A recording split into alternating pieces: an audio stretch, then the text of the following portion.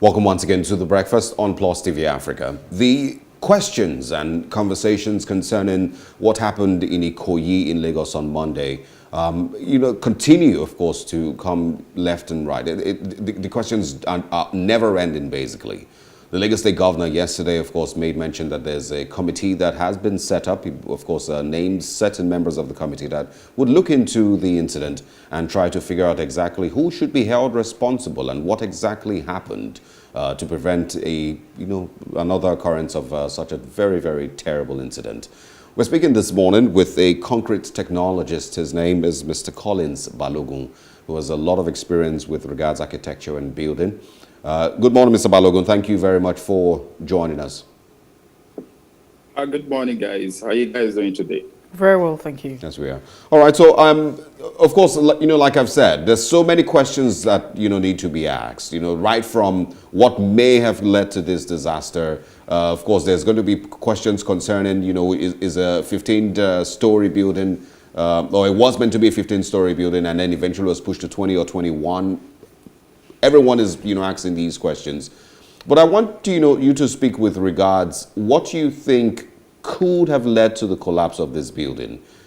Is it a failure of the structure? Is it a failure of the foundation? Failure of the type of materials that were used? Is it too much pressure that was placed? I really have no idea. But let's have your views on what are the possibilities, that could have played out here. Okay. Good morning once again. I think it could be, all those reasons stated and much more other reasons. As a matter of fact, there are 1,001 reasons why a building, can collapse. But I will bring all the reasons, and put it under just 2 reasons. The first one is ignorance. The second one is greed. Ignorance and greed. Those are the 2 major reasons why you have building collapse. You can now break all those down to, so many technical, topographical, and approval reasons. But the reasons, for any building collapse can be summarized into 2, and they can be either greed or ignorant. Okay. If we are talking about greed, what could happen? It simply means that the developer knows what to do, but as a result of managing cost or costing costs, choose not to do it. When we are talking of greed, the approval processes. You're supposed to get, and you choose to, have your way around it because you want to maximize profits, or you want to cut corners. And the other one, which you call ignorance. See, public building, especially, or a high-rise building, requires a whole lot of technical competence. You bring in, professionals when it is high-rise, when your project is a high-rise, maybe starting from 3rd floors. Professionals has to be the one doing their job. But unfortunately, what do we have? We have people who rely so much on their level of experience, being in this industry for 32 years. Then I asked them, have you ever seen an auxiliary nurse, conducting surgery? Absolutely not. Have you ever seen a law firm clerk going to court to defend an accused? It doesn't work. You have to let professionals do their job. From starting from the soil tests. Some of the things the public do not know. A building can collapse as a result of a poor or compromised soil test. I have seen it before.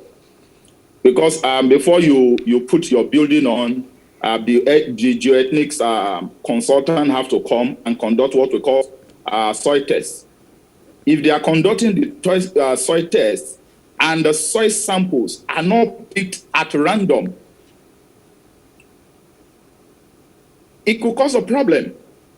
And some of these companies, they send, an IT staff or NYC guys who doesn't have an experience to go and pick sample from the site. I've seen it happening before. And because of this, I always advise people that we consult for that always use two companies for your soil test. One will do the primary soil test, while the other cross-reference whatever the first one did. Okay? Because, soil strata can be different. You may have maybe a plot of, say, 1,000 square meters now, and the soil strata or the soil structure, it will have about 5, 7, 10 different soil structures. And you want to do a uniform piles or different piles, based on the soil test results. All right. So the soil test is number one. It has to be comprehensively and forensically done. So if the first company, conduct the soil test, you should, 100 or 200,000 will not kill you for another soil test consultant to cross-reference whatever the person has done. Remember, this is $1 million project. Yeah. So you spending that amount of money will not be too much, because failure or poor interpretation of soil structure, can lead to this.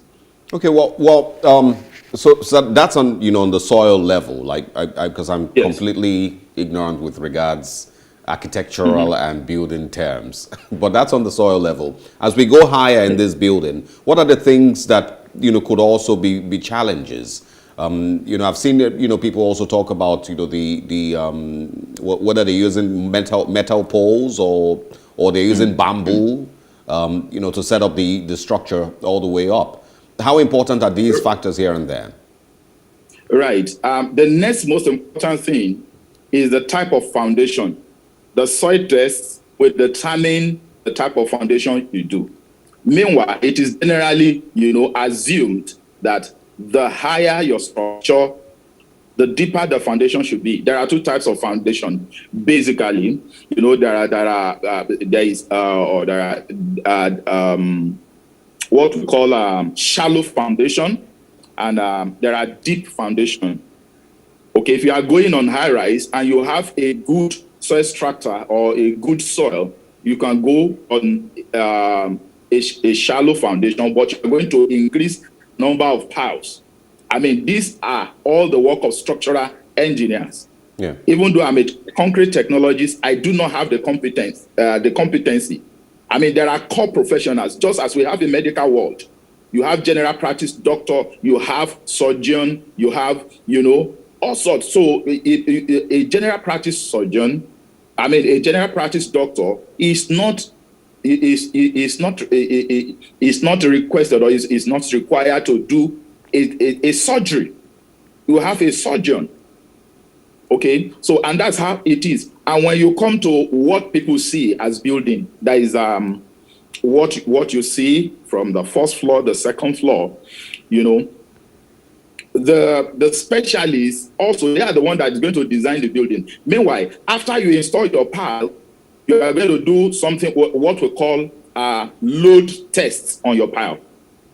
Okay, it's just like you going to doctor now, or I want to give you a load to carry, and I do a BMI test for you, body mass index tests. That, okay, I want to see your height, I want to see your bone framework, and at the end of the day, I will look at you. Okay, you can only carry 2 kg load. Yes. See, everything you see above the soil, we call it dead loads. Okay, we call it dead loads. So you have to pressure test your piles and see that it can actually carry the load you want to put on it. Now, when you get to the surface, these are all the work of structural consultants, and the law requires that all those processes are documented. See, they are documented and cross-referenced. Okay, now when you now get to the first floor, the second floor, there are so many determinants, but chief among them are, number one, the type of reinforcement you use is also going to be specified by your structural consultant. If they tell you use 22 reinforcement bar, a ton can cost you, like, for the purpose of it can cost you 1,200.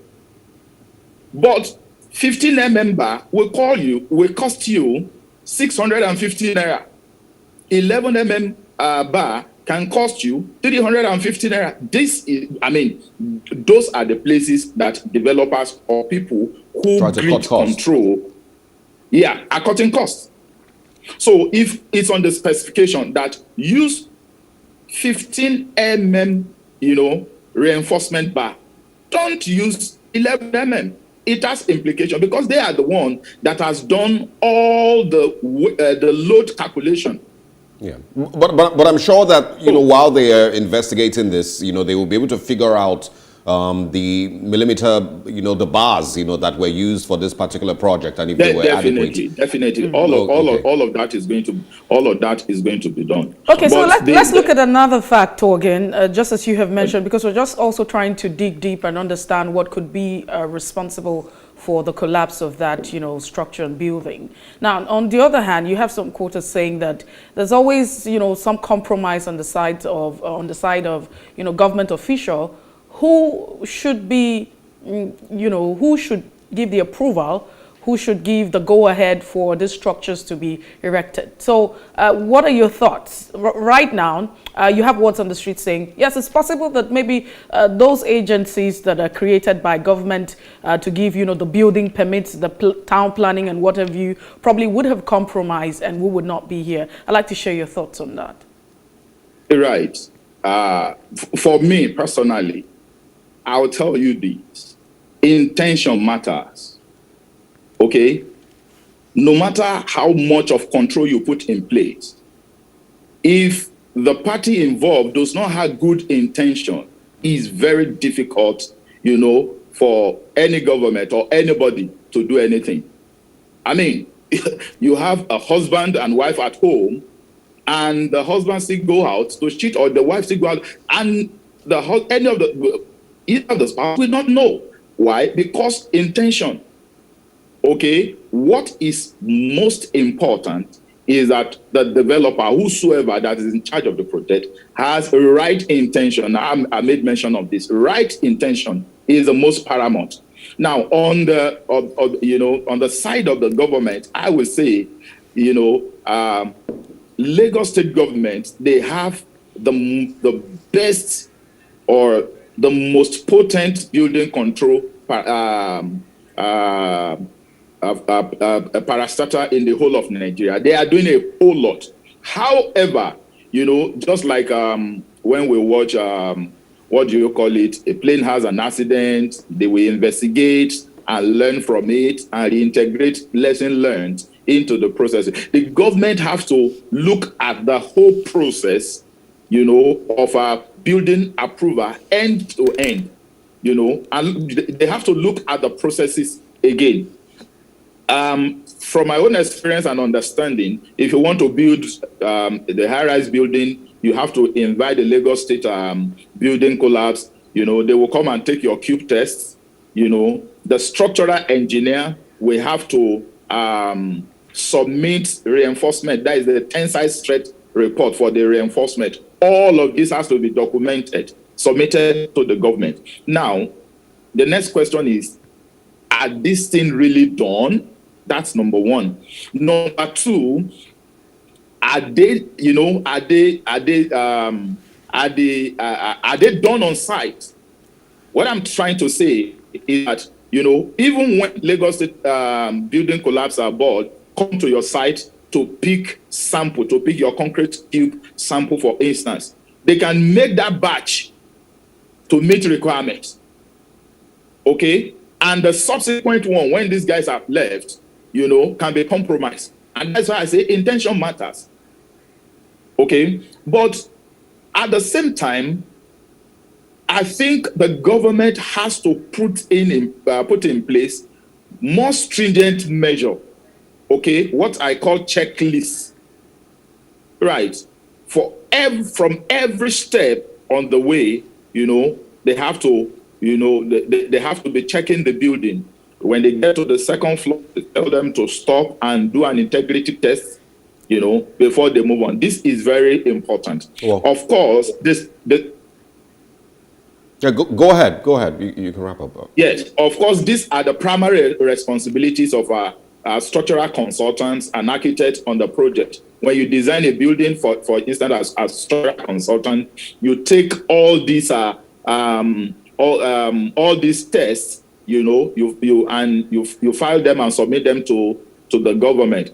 But in a situation where recommendation and specifications of structural consultants are not being adhered to, okay, in such situation, there's nothing they can do. The they can do, or I mean, the last thing they can do is to write. Okay, they will write that, okay, you did not adhere, or the sample we pick on these at this particular floor does not fall into our specification, or the tensile strength the tensile strength of reinforcement you are using at this particular point in time falls short, fall below. Therefore, we cannot guarantee. When they do that, they are absolved of any fault, because actually the responsibility is on the structural engineer. But at this juncture, let me say, it's not just the structural engineer.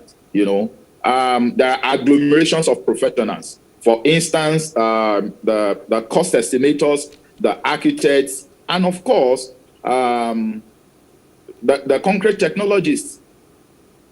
Okay, we analyze concrete and tell you, okay, at this particular point in time, these are the type of concrete you will be using. Okay, it's an SC concrete, it's a high performance concrete, and all of that. But when all these are thrown away, you say, no, come off it. I've been doing this in 32 years. Before you were born, I've been doing this. Then things like this are inevitable. All right, Mr. Balogu. I also want you to tell us, from your experience, what you can tell from the way that this particular building collapsed. I've seen, I think when I was watching the 9/11 investigation, the analysis then, were speaking about, if a building collapses all the way down or crumbles on its own, then there's certain ways, or, there's things that you can tell from that. If it falls sideways, there's also things that you can tell from that. And maybe if it, only collapses halfway, I really have no idea. But what can you tell from this particular one, that could be the likely cause of the collapse? Because it seems to just have fallen all the way down on itself. What can you tell? Would it be different, or would your analysis be different if the building had fallen sideways, or anything? Okay, I've not done a deep forensic, analysis of the video. But what I can tell you is that building doesn't just wake up one morning and collapse. Okay, except if it is bumped. Yes. Okay. Yes. Before a building collapse, you will have seen the sign. Right? You will have seen the sign. It's just like before you faint, you'll be palpitating, you'll be sweating. And one of the signs you see are structural cracks playing out in the building. Right? Because there are so many types of cracks. We have one we call shrinkage cracks. Shrinkage cracks is a result of cracks that occur as a result of curing of your concrete or screeds or cementitious element. That's shrinkage cracks. We have airline cracks. Then we now have structural cracks. Structural cracks are those cracks that are above 5 mm. So the moment you are seeing cracks that are above mm on your concrete, now not on the mortar screed this time around, on your concrete, you need to bring in professionals to investigate. Okay? You need to bring in professionals to investigate. But in so many cases, what do you see? When there are structural cracks, you see people, they patch it up. Right? They patch it up. Some years ago, someone called me you know, about this. Someone calls us regarding this, and we just did a simple test and told him that it's better you bring this building down. This building is sinking, and thank God the man is a man who has good intention. He brought down the building. I mean, the building is just on third floor. What did we do? When we got to that place, we just broom. Of course, there are scientific this thing you can use to analyze if your structure is failing, or not. But we inserted broom and folded paper into those cracks, and 3 days, we forcefully inserted them. 3 days, we came back and checked. Lo and behold, the folded brooms or paper, are loose. In other words, settlement is still taking place. Yes. Settlement is still taking place. This is a street. We pick this from street or by experience.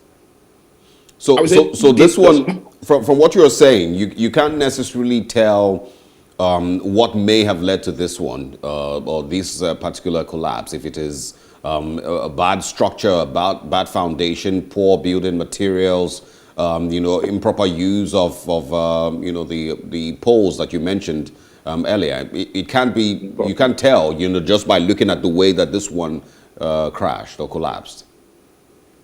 I don't think there is anybody that can do that. You have to do thorough investigation. And it is too early to just say, okay, it's as a result of a bad, poor workmanship, not adhering to specification and all of that. But based on what you have on, information you pick on the street, is possibly as a result of excess load. When a building is designed, whosoever designed a building, have a reason or have something in mind designing the building. For instance, I can design a building and say, I want this building to last for 100 years. I want this building to last for 300 years. That will determine, the type of parameters or the type of things I'm going to specify on such building. But if a structural consultant design a building and say this building is going to be 15th floor or 14th floor, and I design it to last for 200 years. So, and if it is taken to 21 floor, it's just like, okay, after I check your BMI, I say you are going to carry 5 kg load, and they not put 20 kg load on you. I don't expect that if I said you are carrying 5 kg load and you are going to walk 6 kilometers, if you carry 20 kg load, you are going to walk less than 2 kilometers. That's what I mean. For just to analyze, I want to believe that could have been what happened here. Okay. So until thorough investigation is done, no professional can just lay hands on it and say, okay, this is what caused, this is what made the building to collapse. All right, so let's now talk about what is required.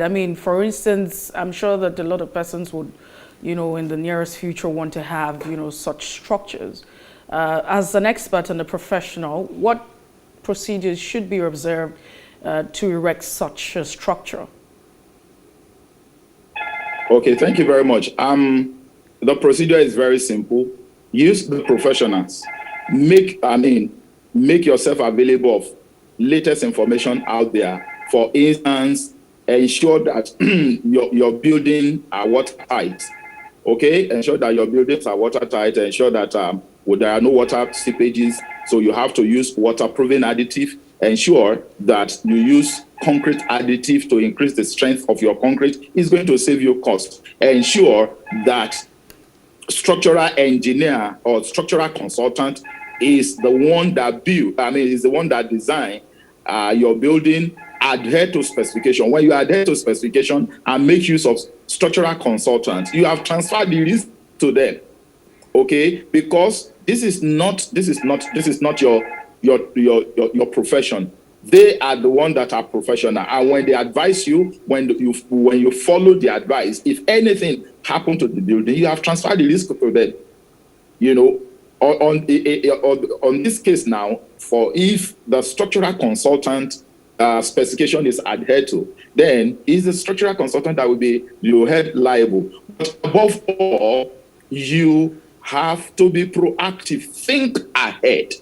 Okay, what could have been the cost? One of the things I wanted to say here now also is that, see, when you bring in maybe a structural consultant from Italy, a structural consultant from United States, of course they are sound, of course they are international, of course they are good, but how about understanding the topography of Nigeria? There are some things that are very particular to our own climate here, which they may not understand, which people who here over the years of practice, they take in.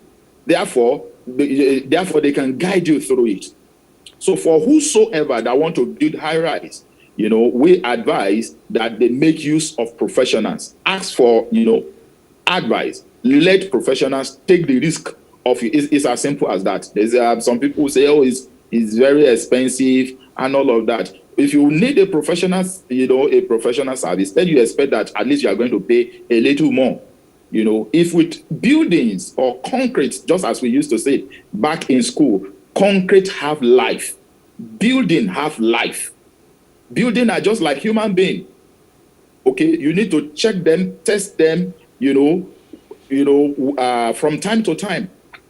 So if you want to build, or the developer, of course, our friends in the industry, there are a lot of developers that are doing fantastic things. And, they go to professionals, they ask for advice. As a matter of fact, some will put 2-3 professionals, on their side, so that to avoid, things like this. Because the truth is that what you are going to pay professional is very, very minor compared to, mopping the type of mess that has happened now. Yeah. Mr. Balogun, should we be... They are not something. Yes. Should there be concerns with regards the buildings next to the one that collapsed? Should those ones now also be looking or be watched very, very closely, because of what has happened? Of course. I mean, that is the truth. I mean, the site is going to, the government is going to seal off the site now. Not just the immediate building, all the buildings around, because one of the biggest enemy of any high-rise structure is vibration. The level of vibration that the building collapse has caused now and adversely affect those around. So, and I'm very sure the government are going to do integrity tests on all the building and high-rise around. I mean, that is no-brainer. Is going to be done. And these aren't things that should be compromised or should be, overlooked. They are extremely important, Mr. Balogun. Definitely. Now, when you have vibrations, there is high tendency you are going to have major cracks playing out. Okay, so I mean, there are a lot of parameters that government is going to, the investigators, the committee is set up. They are going to check.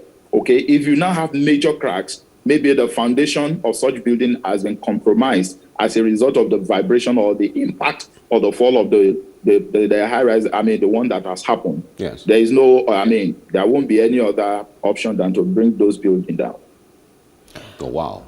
All right, so there's something, like you rightly mentioned, you're saying that thorough investigation needs to be carried out, to ascertain what the cause, what actually led to the collapse of that building. And we're hoping that, the government and, those concerned would, walk up to that or would live up to expectation.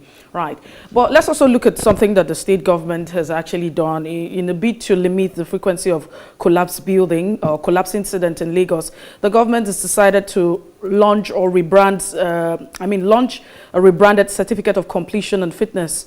That's to safeguard the lives of the people. Do you think that that's effective enough? Do you think that that particular action or this would actually help in solving the problems of collapsed building and structures in the nearest future?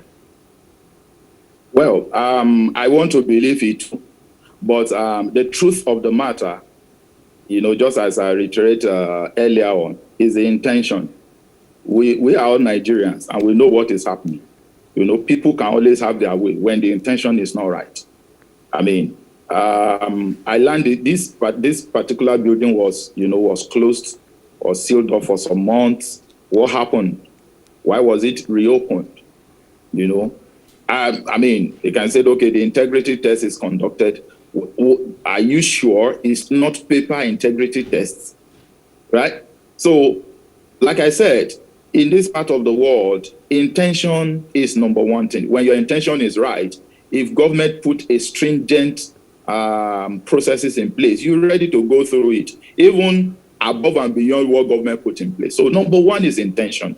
Okay, when Lagos government is saying they want to, reevaluate and overhaul, I think that's necessary, because there are still some things that has to be integrated. For instance, in in Istanbul, in Germany, see, you don't in waterlogged area, you use waterproofed concrete, not just mass concrete. And the level of waterproofing has, there's a code that takes care of that. Yeah, in this part of the world, we do not have that yet. But what we have, if people have right intention of using it, we are never going to see this type of a thing. So let's assume the intention. Let's processes assume that the intention is going to be right. Do you think it will work? Do you think that that's way of curtailing collapse building? Yes, it will. If the intention is right, definitely it's going to work. It will work. I'm very certain of that. Look, what I was telling some of my friends yesterday, I said Lagos state government, they need to do more. When it comes to revenue generation, you have no way of escape. Lagos state, you cannot escape it. But when it comes to preservation of lives and property, why are people escaping? Right? Why are people escaping? So the government needs to do more. Yes, they are doing a whole lot. Say, let nobody deceive you.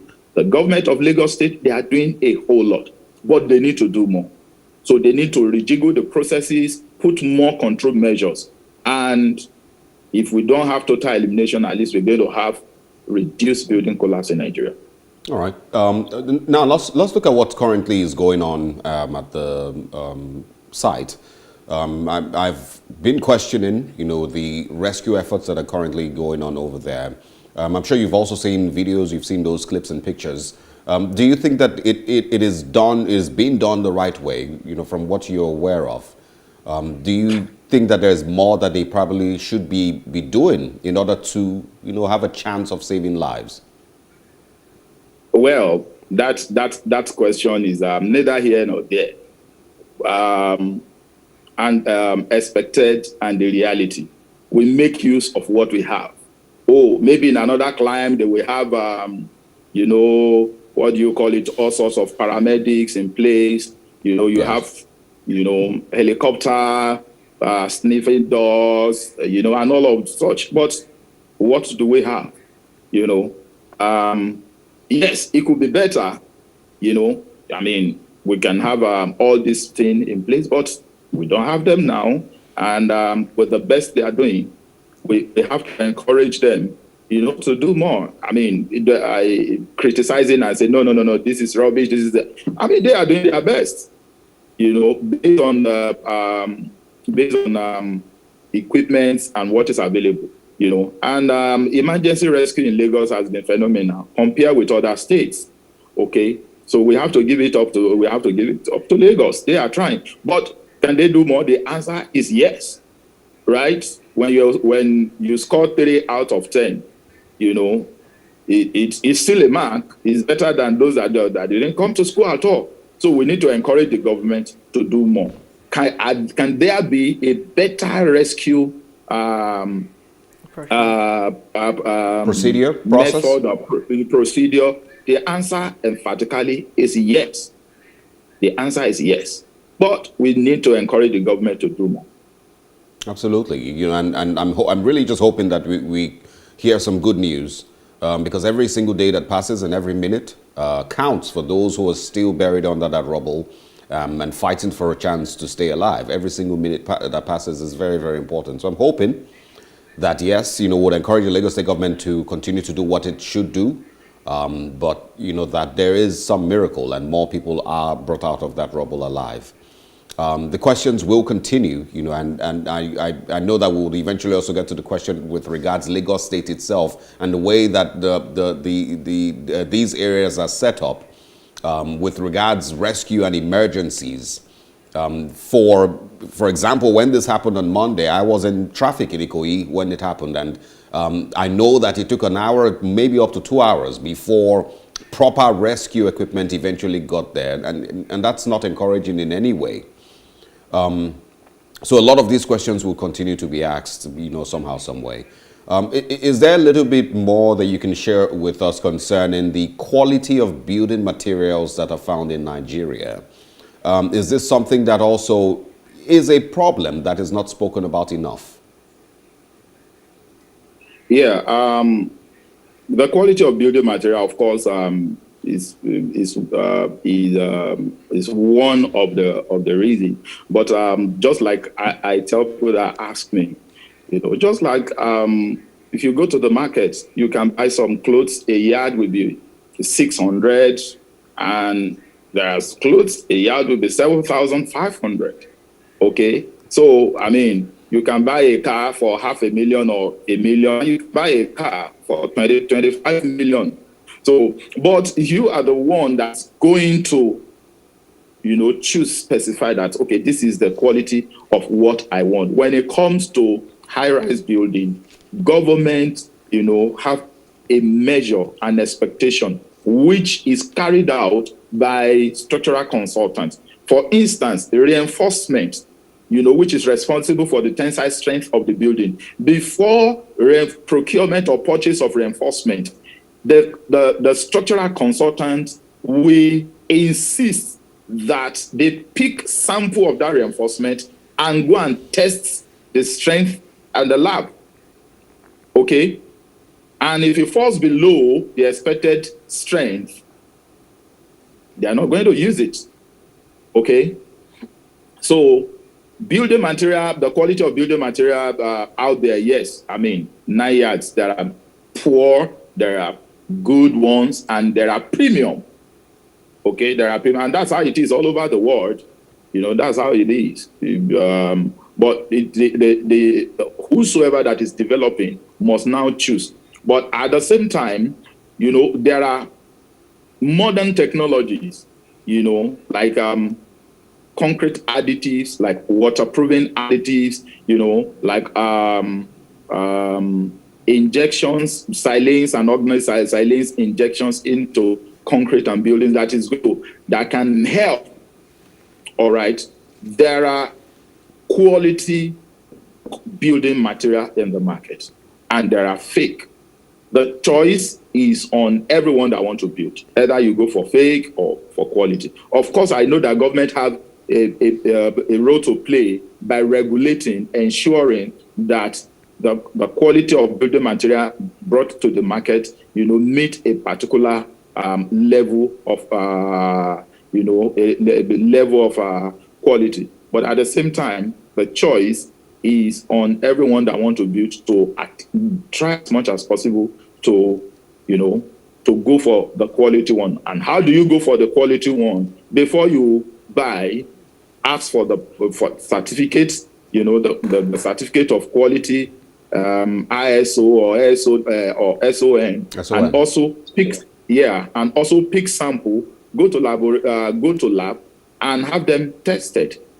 Okay, for us now, for every cement we bought, we have to pick sample. We go and do lab analysis before there's stringent quality control in our facility before we bring them in, because funny enough, the quality varies. Right? The quality varies. So we won't say it's one-off thing, weekly thing, monthly thing. No. Every batch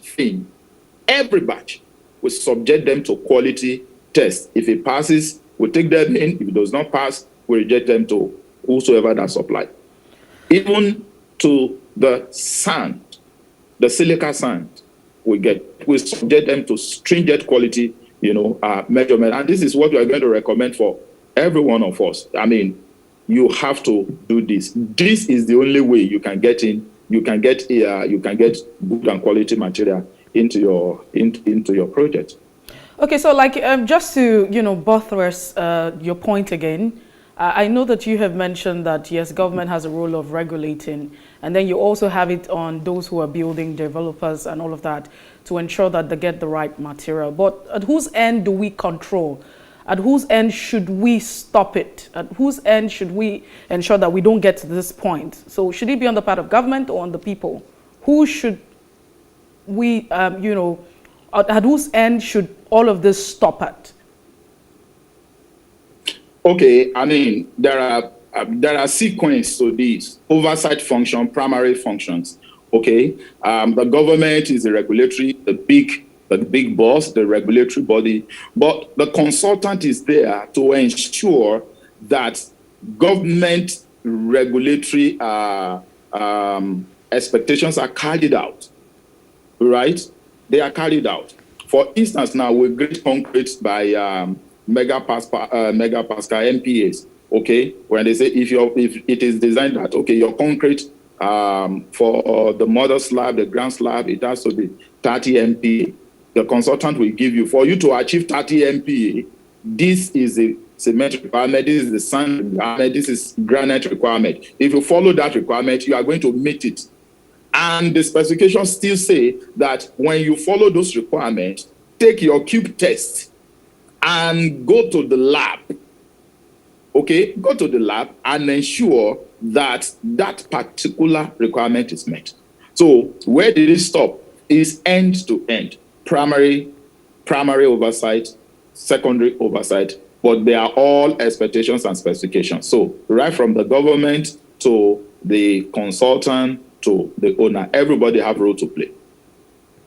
Okay, all right. With the time that we have left, I would like that you share with us the questions that the Lagos State government should be asking to get to the bottom of this. Who should be, questioned? What questions should be asked? And what, are the things that should be looked into with regards to this incident? Yes, I mean the government have taken the right step by bringing in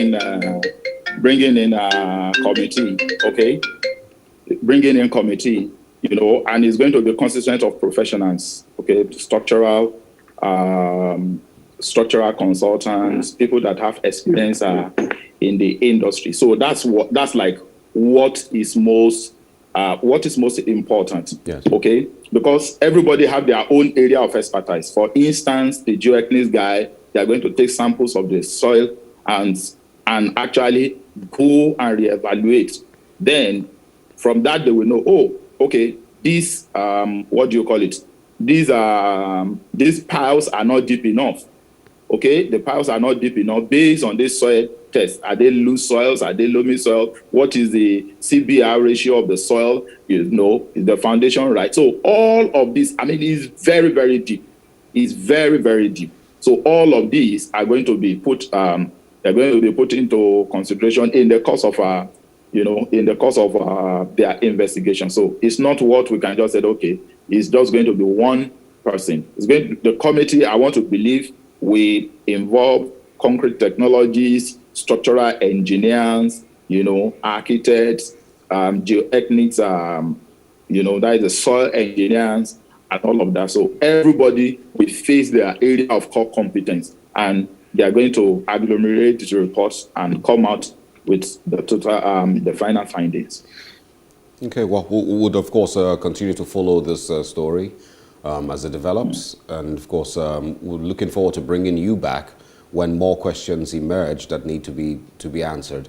Collins Balogun, a concrete technologist, thank you very much for spending your time with us this Thursday morning.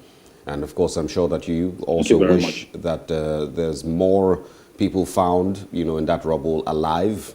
And, of course, we end this somehow, some way on a good note. Thank you very much once again. We are hopeful. Thank you very much. Absolutely.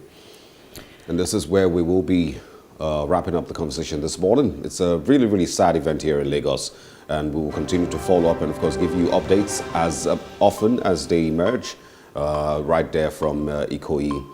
If you missed out on any of the discussions we had this morning, remember where to catch up. It's simply at Plus TV Africa on Facebook and Instagram. Same with our YouTube channel at Plus TV Africa and the Plus TV Africa Lifestyle.